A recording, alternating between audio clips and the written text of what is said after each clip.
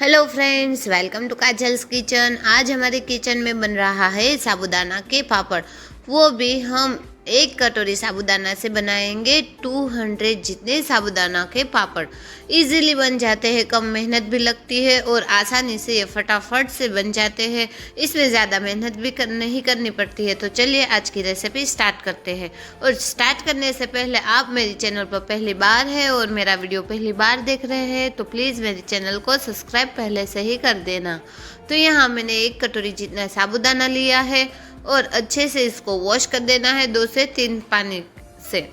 और यहाँ अच्छे से वॉश हो चुका है। बाद में जो कटोरी से हमने साबूदाना का नाप लिया है उसी कटोरी से हमें पानी का नाप लेना है 1.5 जितना।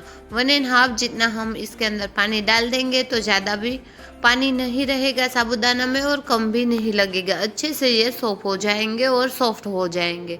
तो यहाँ पानी डालने के बाद हम रात भर के लिए इसको भिगोने के लिए छोड़ देंगे।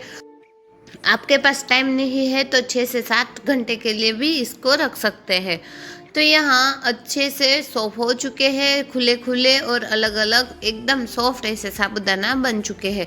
तो चलिए हम आगे की प्रोसेस करते हैं। तो यहाँ हमें बड़ा पतीला लेना है। जो हमने भिगोए हुए हैं साबूदाना उसको इसके अंदर डाल देंगे और जिस कटोरी से हमने साबूदाना का नाप लिया है उसी कटोरी से हमें पानी का नाप लेना है। यहाँ हमें 7 बाउल जितना हम डाल देंगे पानी। पानी परफेक्टली नाप के साथ ही होना चाहिए तो ही हमारे पापड़ है अच्छे से बनेंगे और परफेक्टली हमारा बैटर भी बनेगा। इसीलिए आप मेजरमेंट सही रखना साबूदाना और पानी का। तो इसे हम फास्ट फ्लेम में 20 मिनट के लिए अच्छे से कुक कर देंगे। यहाँ हम बीच बीच में इस तरह से मिक्स करते जाएंगे, हिलाते जाएंगे, जिससे क्या होगा कि साबूदाना नीचे जल जाए नहीं, इसका आपको ध्यान रखना है। इसीलिए हम बीच बीच में इस तरह से इसको मिक्स करते जाएंगे। तो यहाँ साबूदाना जिस तरह से कुक हो जाएंगे उसी तरह से ये ऊपर आने लगेंगे। अच्छे से ये कुक हो जाएगा। बाद में जो हमें साबूदाना दिख रहे हैं वो दिखेंगे नहीं और परफेक्टली मेल्ट हो जाए तब तक हमें इसको कुक कर देना है। तो यहाँ हमें अभी भी साबूदाना दिख रहे हैं और भी हम इसको कुक कर देंगे। तो यहाँ आप देख सकते हैं कि उबाल अच्छी तरह से वो ऊपर आ रहा है। पूरी सावधानी से आप कुक करना। यहाँ इसके छिटके निकल रहे और जल ना जाए उसके आपको ध्यान रखना है। तो अच्छे से इसको मिक्स करते जाएंगे। बीच में आपको थोड़ा सा स्लो कर देना है गैस को तो कर सकते हैं। अच्छे से इसको कुक कर देना है 20 मिनट के लिए। आप चाहे तो बड़े पतीले के अंदर भी आप इसे बना सकते हैं। तो यहाँ मैंने फास्ट फ्लेम में ही इसको 20 मिनट के लिए कुक किया है।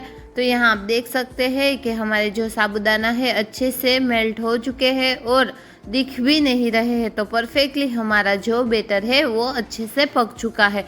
यहाँ इस बैटर को कुक होने में 20 मिनट लगे हैं। तो यहाँ हम गैस को कर देंगे अभी बंद और इसे हम 20 मिनट के लिए ठंडा होने के लिए छोड़ देंगे। आप चाहे तो इसको पंखे के नीचे भी ठंडा होने के लिए छोड़ सकते हैं। अच्छे से ठंडा हो जाए बाद में ही आगे की प्रोसेस करना, वरना आप जल जाएंगे। तो यहाँ अच्छे से ये कुक हो चुका है और ठंडा भी हो चुका है। अब इसे हम ग्राइंडिंग जार के अंदर डाल देंगे और इसको क्रश कर देंगे। आपको जो बड़े बड़े साबूदाने दिख रहे हैं वो अच्छे लगते हैं तो आप इसे रख देना। हमारे घर में मेल्ट किए हुए साबूदाने दिखने नहीं चाहिए। ऐसे बनाती हूँ मैं पापड़, तो मैं आपको इसी तरह से दिखाऊंगी। तो यहाँ मैंने सारे बैटर को इस तरह से क्रश कर दूंगी जिससे एकदम जो हमारे चावल के आटे के खिचिया पापड़ बनते हैं ना, वैसे ही लुक में हमारे साबूदाना के पापड़ दिखेंगे। तो यहाँ मैंने बैटर को इस तरह से क्रश कर दिया है। आपको पूरी कंसिस्टेंसी बिल्कुल इस तरह से ही रखनी है। ये ठंडा और हो जाएगा तो ठीक होने लगेगा, इसलिए आपको ज़्यादा ठीक नहीं रखना है। बस ऐसी ही कंसिस्टेंसी हमें रखनी है। तो चलिए इसमें हम मसाला ऐड कर देंगे। यहाँ हम रेड चिली का उपयोग करने वाले हैं। आप चाहे तो ग्रीन चिली पेस्ट भी डाल सकते हैं। जीरा डाल दिया है और फास्ट में जो नमक खाते हैं ना उसका इस्तेमाल हमें इसमें करना है। तो यहाँ मैंने सिंधव मीठू डाल दिया है और फ्रेश हरा धनिया। आप चाहे तो इसमें कलौंजी भी डाल सकते हैं अगर आप फास्ट में खाते हैं तो। और अच्छे से इसको मिला देंगे, मिक्स कर देंगे तो परफेक्टली एक जैसा सारा मसाला सब में घुल जाएगा। तो इसी तरह से हम मिक्स कर देंगे और हमारा घोल तैयार कर देंगे। तो यहाँ हमारा बैटर भी बनकर तैयार है। इतना थिक हमें रखना है, जब भी आप पापड़ बनाए तब इसको मिक्स करके ही बनाना, क्योंकि ये थिक हो जाता है। जब जब ठंडा हो जाएगा तो ठीक होने लगेगा। तो चलिए यहाँ हम एक जैसे पापड़ बनाएंगे।